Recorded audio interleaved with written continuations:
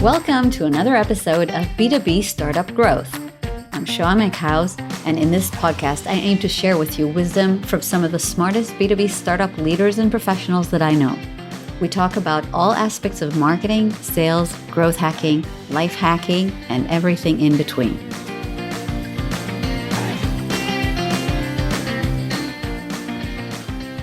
Hi, Moty. Hi, good morning. Good morning. How are you? Well, as everyone. First of all, we're recording this episode on the 2nd of April. Both of us are in Israel.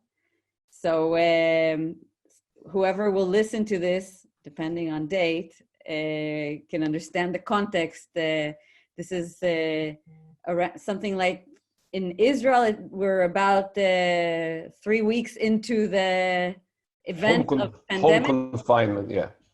Of confinement, home confinement. And I'm so happy to have you with us, Moty. Thank you. Moty and I go back a long way. So we've been very close friends for many, many years. And I'm so happy that now I have a chance to talk to you about something so important and share with our audience some of your experience related to crisis management. So why don't you first introduce yourself by telling just a little bit about what background you have that relates to crisis management so that the audience know where you're coming from.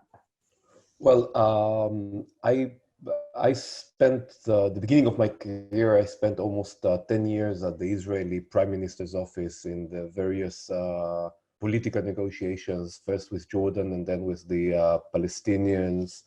And throughout the years, I've developed this, I would say, expertise in the field of negotiation and crisis management. And I've been a crisis negotiator in the Israeli hostage negotiation teams for the last 25 years. And the hostage situation is actually one of the most interesting, from my perspective, of course, crisis situation.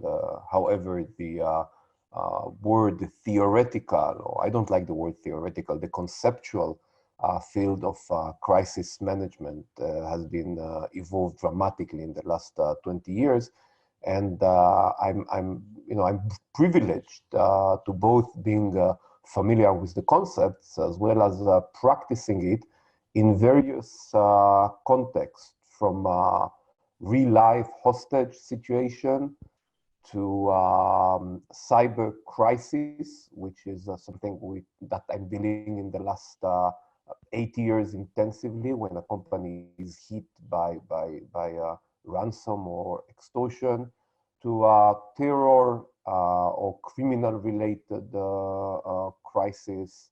And I think that the world, the universe has gave me the opportunity to assist and support currently some elements of of the Israeli government as well as civil society in dealing with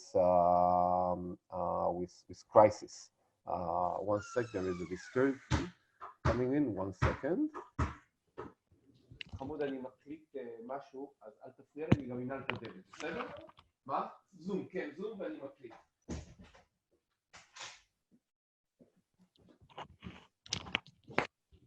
Yeah, not to mention, of course, the fact that many families, many professionals are working from home and needs to deal with spouse and kids. And I think that the human being has not experienced such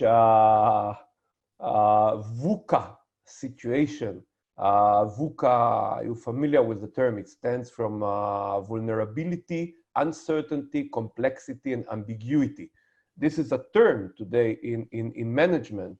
VUCA, if you look at it, VUCA represent a reality. And if in routine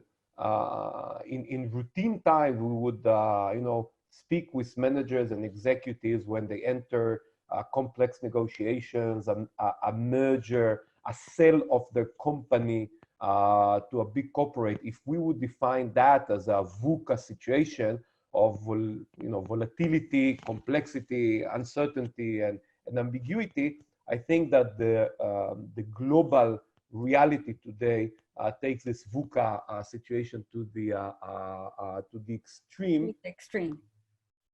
Right. So do you think that obviously our current VUCA, and thank you for bringing me a new buzzword that I think I might adopt. Do you think no, for sure the magnitude of the current VUCA is something that we've never experienced before. You would agree to that, right? Yeah, definitely. So can we still learn from experience of totally different types of crises to this one? Can we apply the same rules and principles? You think they're valid? Yeah, I think that once you internalize the fact that you're in a crisis, you can definitely take some of the significant and structured element in crisis management and definitely apply to that to our situation. And I just give you one example. And putting aside the need of companies to prepare their business continuity plan and to draw scenarios. I doubt what's the number of company or even big corporation which prepare themselves to that particular type of global pandemic, but preparation and simulation and simulate and exercise and have well-structured business continuity plans to deal with earthquake, national disaster, an epidemic within your workplace, for God be the bus with your employees who went through a car accident or cyber attack. That is what every company needs to have as a business continuity plan.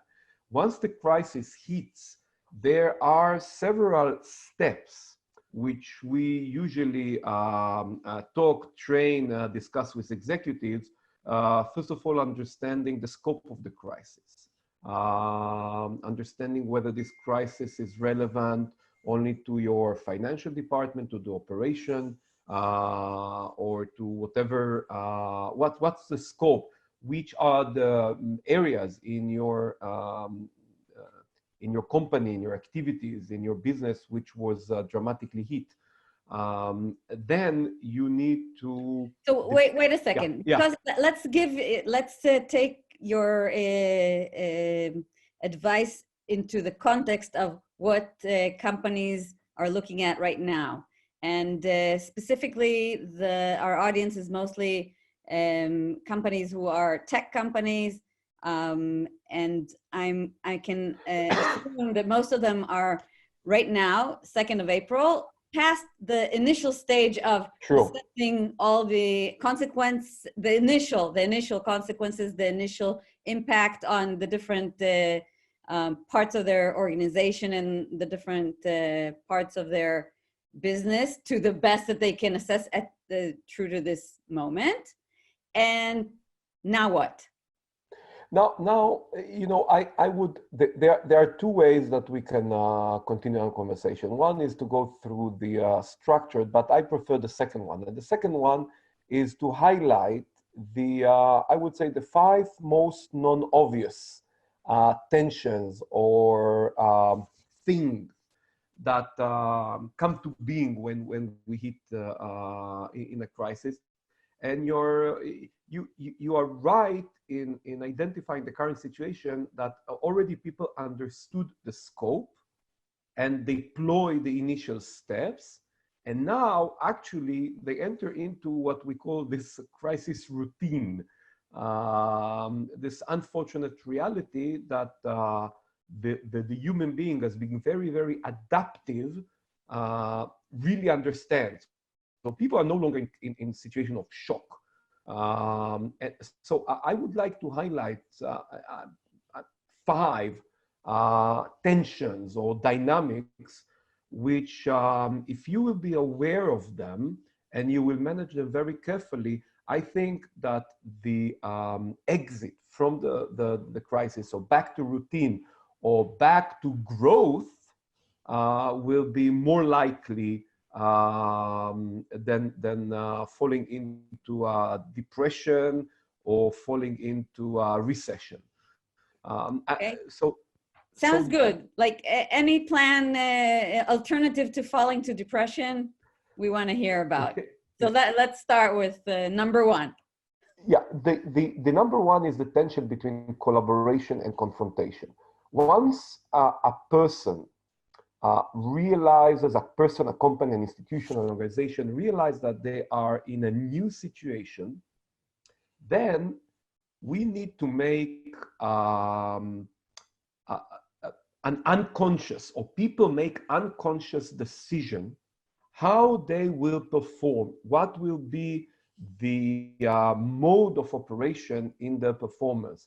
So think about, and and I'm approaching the audience, think about your home reality, the number of time that you collaborated or agreed to cooperate with your kids and partner, and how many times aggression because of the uncomfortable situation actually erupted.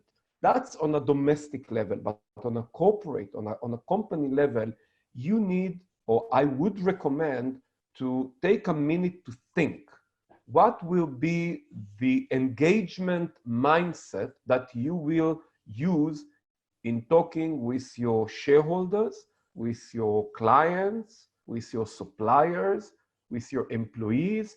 You could allow aggression to take a lead, and maybe adopt some forceful measures, not giving, for example, firing 15% of your work force without really paying attention to talk with them or sympathize with them. Just say, bad times, and I hope that I will be able to see you again, without really adopting a more collaborative approach, which says, I'm sharing you the numbers, I'm sharing you the information, I'm sharing you my concerns, my constraints, and let's see if we can think about the way, as employee, that you can contribute, or you can adjust. The same with clients, the same with all the people around. There is no right way to do. Wait a minute, Moty, just a second. Your example was referring to the style of communication, but I'm guessing that your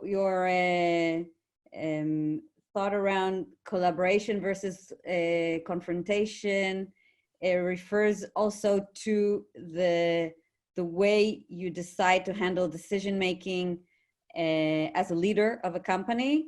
And at times of stress, actually you have sometimes a dilemma between when to be very collaborative, which I'm sure in the culture of tech companies, it's the dominant management style is very collaborative in normal times. So in crisis times, many managers turn to a more a less democratic way of managing.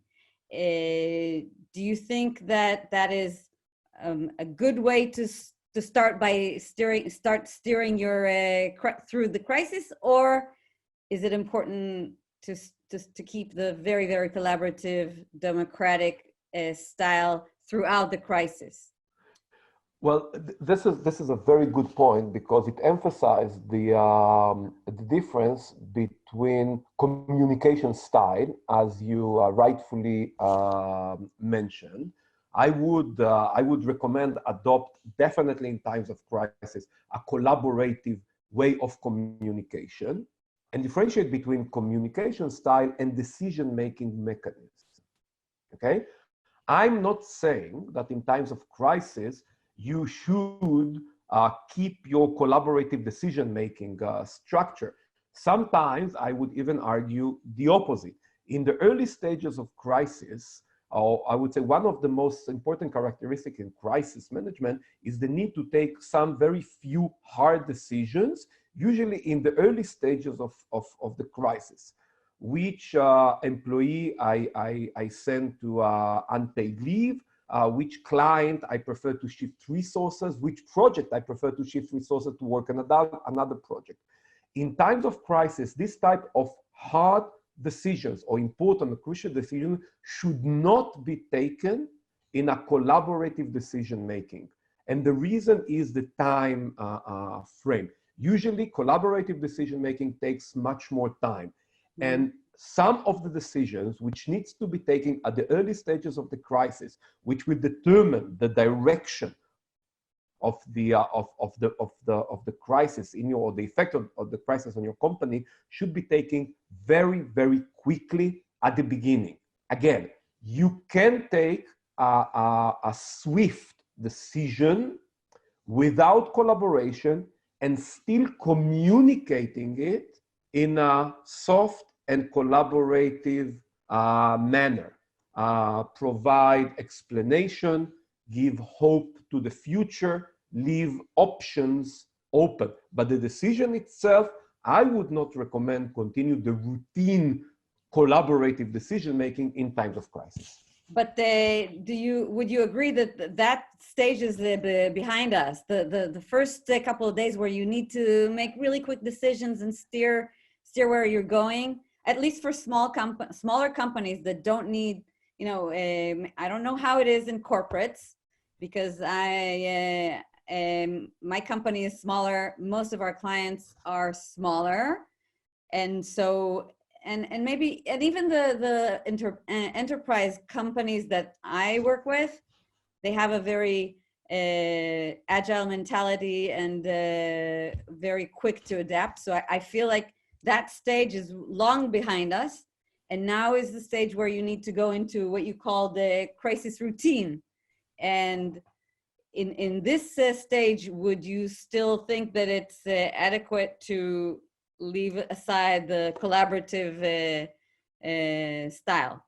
Well, there is no silver bullet advice here. The idea is that I would recommend adopt basically a collaborative mindset when you approach and engage people and make swift decisions, even in crisis routine. For example, one of the first questions that people faced is whether to send employees to paid leave, unpaid leave, work from home, etc. Once we enter into this crisis routine and we don't have a good understanding when this will end, the second wave of big decisions about priorities of efforts and resources, basically on which project I should work now. On the urgent, or the one that I have good relations with the client, or the one which is more, provides me more infrastructure or more fundamental. And now I think that many companies, even small companies, will face now the second wave of decision-making. If time allows,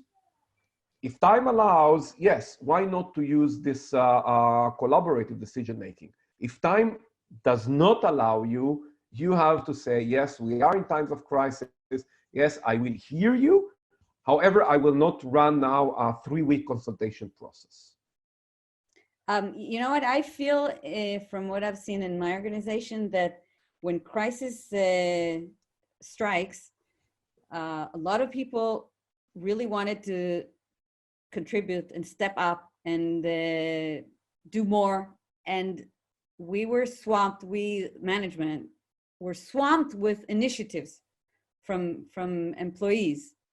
And one of the challenges for management was not necessarily about making hard decisions, you know, the hard decisions that you're referring to, but in managing all this flow of initiatives that became disruptive in a way to efficiency. So what I feel like is that just as important as the things that you mentioned is to create clarity in what are the things we're working on. Clarity is even sometimes can solve 90% of the friction just by somebody making it very, very clear to everybody what are the priorities and what are the things we're working on, so that there aren't that many clashes.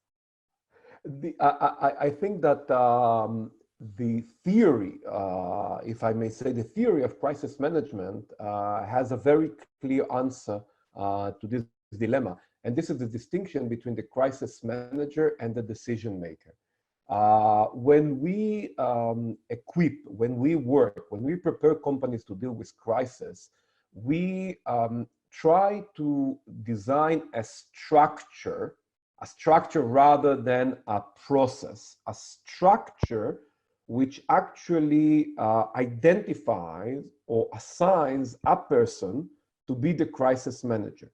And the role of this crisis manager is exactly to solve the dilemmas that you described, because there are many initiatives, there's a lot of data, there's a lot of unclear data in times of crisis.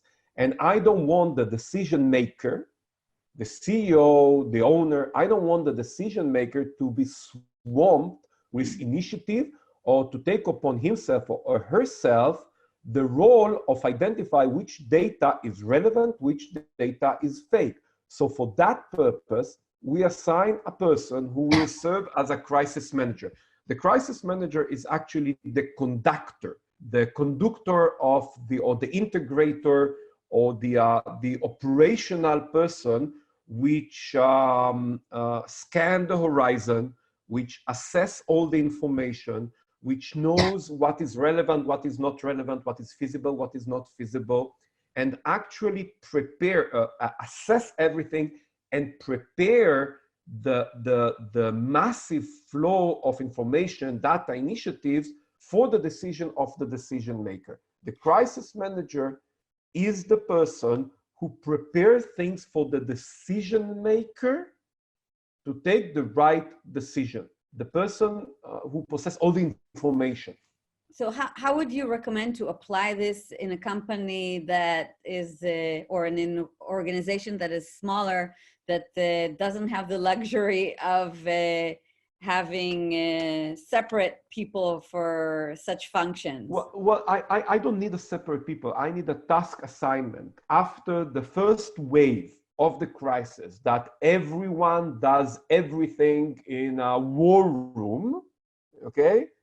The leader, the decision maker needs to say, folks, we went through phase one, we understand, we do have things in control, therefore we will split into teams, okay? CFO, your tasks will be, on top of your regular routine task, your task regarding the crisis will be to manage initiatives, okay? Your CTO, your role will be to understand what's going on in other corporates from our field in the market.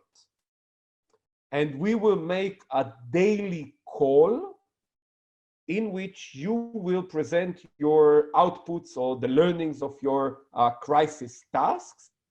And my assistant, the company secretary, the CMO, whoever the decision maker trusts, you will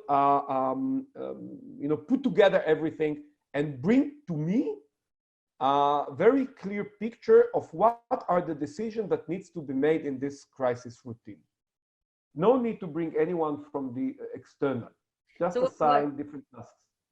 What I'm taking from your advice is that actually, in normal work mode, we each in the company have our roles, right? And yesterday we had this big virtual conference, and we brought together some of the really smartest leaders in the tech industry. Sorry, I missed that. You'll be able to watch the recordings as Right. we publish them later today, hopefully. And so what I've seen is that most of the advice that was given by these leaders was around how to do your job better, especially from the perspective of marketers. How do you market during the crisis? A lot of advice was given, but the common denominator of the advice was that everything that's important always to do now is more important to do right. So I'm asking you this in the context of a crisis management. You're saying that the people need to be assigned responsibilities of monitoring different things and bringing up to the decision maker the picture for them to make decisions. So this is always true. So in what way is it different during a crisis? During our crisis right now, we're past the first panic mode, right? We're past panic. Now we're into some crisis routine. So how, in that case, is the daily different than what it should have been before the crisis? I think the question is the attention span and the stress level. It's not that your industry operates in a low stress level in a routine times. Stress level is always high and tensions, etc. But in times of crisis, because of this strong element of stress and uncertainty, actually the uncertainty which brings stress, that changes the way people take decision. It brings procrastination, people delay decisions, people usually try to resort to more secure areas, but in the reality we face, there are no secure areas. Okay, the additional tasks that I ask people to take in times of crisis are much more human related, or human psychology understanding of the dynamics supporting the effort. And why this is more relevant in times of crisis? Because the amount of irrelevant noise might be very, very interesting. The amount of irrelevant noise is dramatically higher in times of crisis. So there's a need for someone to screen and to monitor more cautiously. Okay. For example, take for example the CFO. Okay. What the CFO needs to do in this time of global pandemic? The CFO, she has no clue when this will end. She has no clue of the market dynamics when this will be over. She has no clue of the cash flow. She has no clue of the government support to specific industries. So what she can do, I would ask her to go and draw 4 future scenarios.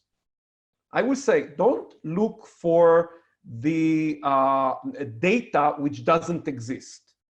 Try to look around, try to look what was the situation in Singapore, in South Korea, how they design specific exit strategy with relate to their industry, and put for me as a decision maker 4 possible futures with the following elements. Okay, recovery of the market, government support, relevant legislation, and demand for our products, and play with these variables in a way that as a decision maker, I will be able today in this crisis routine, I will be able to direct current effort to the extent possible to one of the future scenarios if I have.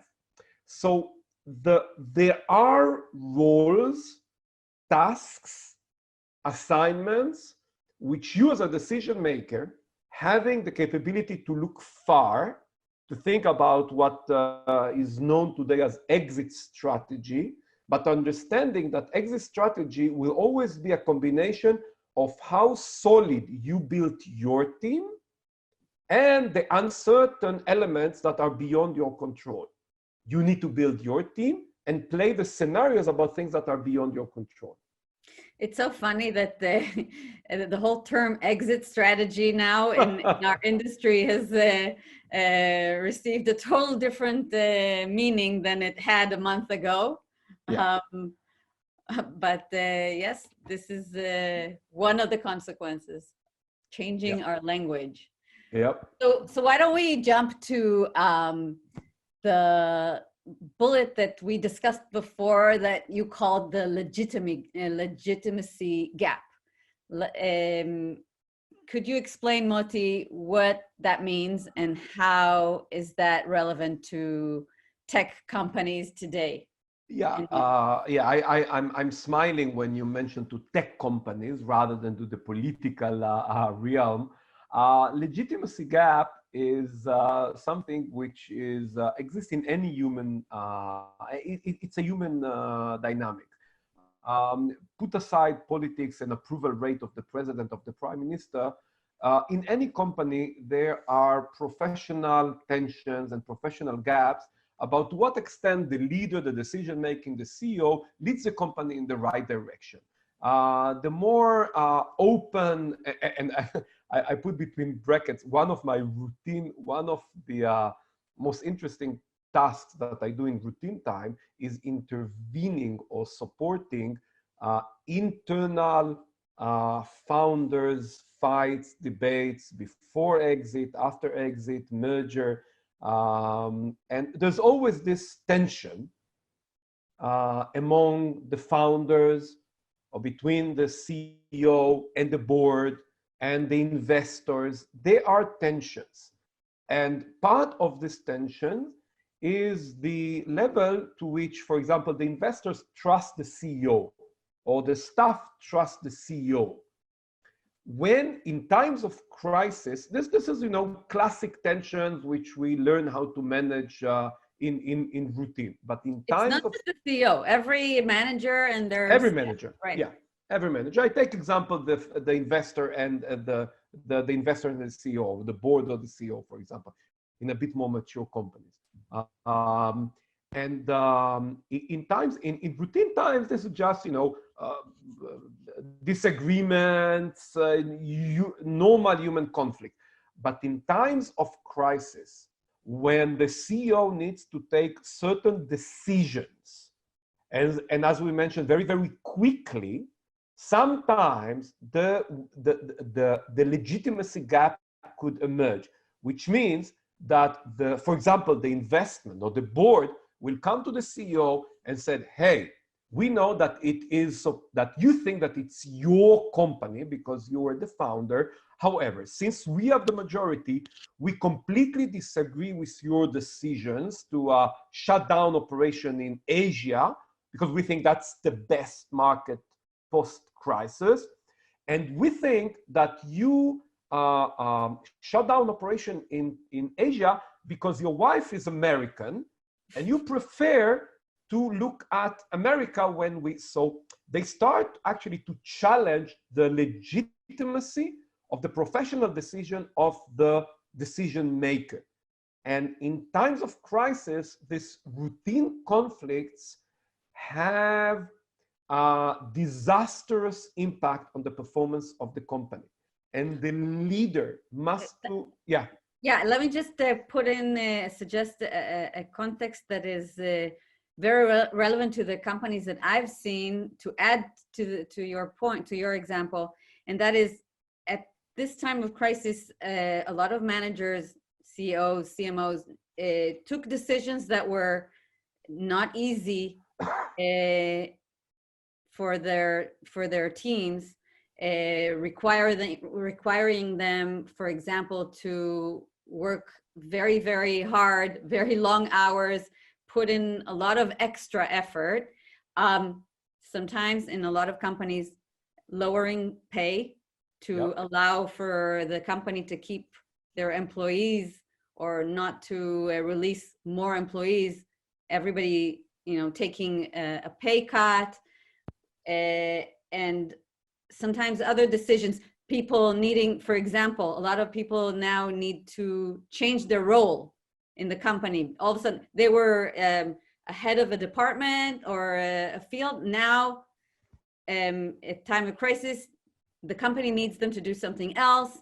All kinds of decisions that you need to make that in normal times would be very unpopular, but during crisis, if the leader has the legitimacy in the minds of their audience, in the minds of their team, they can expect these decisions to be accepted a lot better. Yeah. So Yeah. those are examples that happen all the time now. And when the employees start to say that the leader took that decision because he has a personal stake, that's disastrous. Why? Because one of the elements that build resilience of an organization during time of crisis is the belief or the level of following the leader, the belief that the leader of the company, the leader of the organization, is taking the company through hard times, but number one interest, his or her number one interest, is the well-being of the company before the well-being of him or herself personally. And if this is shaken or start to crack, the resilience of the company is hurt, is damaged. So what do you recommend that the companies do, the leaders in the tech companies today, right now, do to increase the legitimacy, to increase this feeling and this message? Again, if someone, if the captain of the Titanic chooses to save his family first with the first lifeboat, nothing that he will do after that will cure this mistrust that people have in his leadership. But we're not in such extreme situation. But if, for example, and there are companies today in Israel which send people on a leave of absence, and the leadership didn't cut their salaries. Okay, and that's and you can identify or cut in a symbolic like 5% or 10%. I'm supporting one of the unions of such companies without getting into names. And of course, you can identify that in these companies probably will not go through this crisis in a successful way. You can today identify companies which will be damaged after the crisis because of this, I would say, selfish behavior of leaders. Now, assuming that there is not selfish behavior, what could be done is open and transparent discussion, explaining what you do, why you do what you do, what is the logic behind the measures. Again, going back to our early conversation, it's not about collaborative, it's about transparency in explaining or sharing what you do with the relevant stakeholders. Amazing. I think that that is very helpful in the point of transparency. So the transparency is the tool to allow leaders to be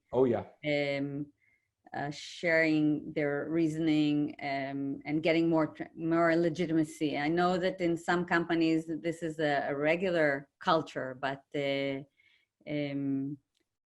nowadays it's even more important. Yep. Okay, so Moty, thank you so much for talking to me today. It was wonderful to speak with you this time on air. And for the audience, if you want to find Moty, he's on Twitter and on LinkedIn, and I'll put the links in the show notes so that you can easily access him. Thank you so much. Thank See you. you. Pleasure, and good luck for everyone. Bye-bye. Bye-bye. You've been listening to the B2B Startup Growth Podcast, bringing you the latest wisdom on marketing, sales, growth hacking, and life as a startup leader. I'm your host, Shoham Eckhaus, and if there's a particular topic that you'd like me to cover soon, please reach out to me on b2bstartupgrowth.com and let me know.